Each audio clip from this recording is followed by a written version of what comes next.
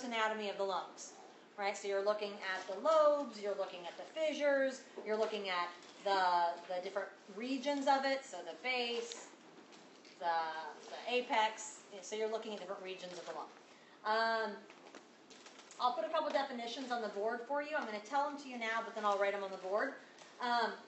There's two things that people always mix up, and that's the root of the lung and the hilus of the lung. But think about what you know about hilus, right? The lymph node had a hilus on it, and it was that indented area where the efferent lymphatic vessels were leaving. So it was a region. It was not really a structure. It was a region on the organ. Same is true here. So see how there's that sort of yellowish region on the inside in here? That yellow area is the hilus of the lung.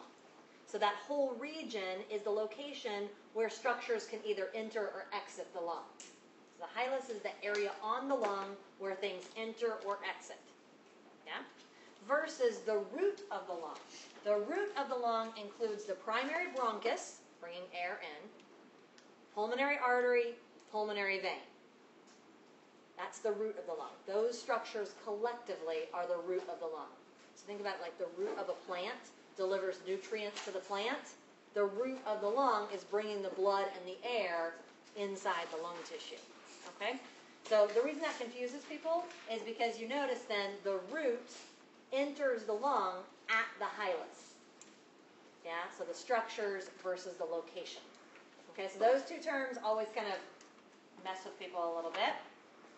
What we also have here, this model you'll be looking at today, the top part up here is the larynx. Then you've got the trachea going down into the bronchi. Now what you're looking at over here, every time the bronchi branch, it changes. So the very first branch, primary bronchi, then if you follow a primary, it splits into secondary. Secondary then split into tertiary. So what we're seeing out here, these would be tertiary bronchi out here. But what isn't shown on these models, because these are just what you can see with your naked eye, is that's not the only splitting that it does. It's going to go primary, secondary, tertiary, fourth order, fifth order, sixth order, seventh order, eighth order, all the way out to about the 23rd order of bronchus. So it continues splitting and splitting and splitting and splitting, yeah, until it turns into microscopic structures. So it's highly branched. Even though you're not seeing all of that, you need to know that, because then what we have is another model. This model is microscopic structures that were greatly enlarged to show you what they would look like. So the example would be, it would be like if I took a needle and took a little biopsy of this lung and blew it up so that I would see this model. This is like a little needle-sized pinprick out of this lung. Yeah? And I'm telling you that because that means, could this right here be a tertiary bronchus? No, because that would imply that I would attach it like that, right? Wouldn't do that. This would go tertiary to fourth order, fifth order, sixth order, seventh order, eighth order, all the way up to 23rd order. So this is probably like a 23rd order bronchus. Yeah? So you don't want to try to make these two models connect to one another. And a lot of times students try to kind of do that in their heads, and it doesn't work that way. So this model, again, microscopic structures, these are things that you would not see with your naked eye. So you're identifying things like the alveoli, the little tiny air sacs inside your lungs. Very tiny, microscopic. Yeah? Okay, and this is taken from the edge of the lung. So basically, this is the outer side of the lung. Again, they pull a little tiny piece of it. So just like I would have visceral pleura here, I would have visceral pleura here. Okay. So again, just kind of getting you oriented to those models. The other model you'll use from this cabinet, a enlarged larynx. So this is the larynx, obviously much larger than your larynx, but it shows you the different pieces of cartilage really nicely.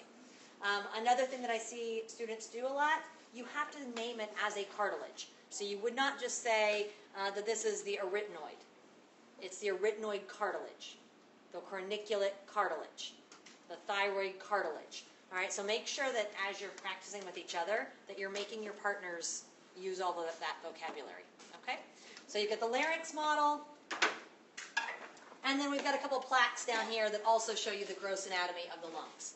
They look like, the parts and pieces sometimes fall off, but it looks like this. All right. So we've got all these models. We've got the chest, abdomen, viscera chart. That shows you the pleura really nicely. It also shows you the intercostal muscles really nicely. If you remember from Bio 430, you can see the intercostal muscles here inside the body cavity, as well as the diaphragm. So we're going to revisit those respiratory muscles. So this chart is really nice for that. The torsos also show you some of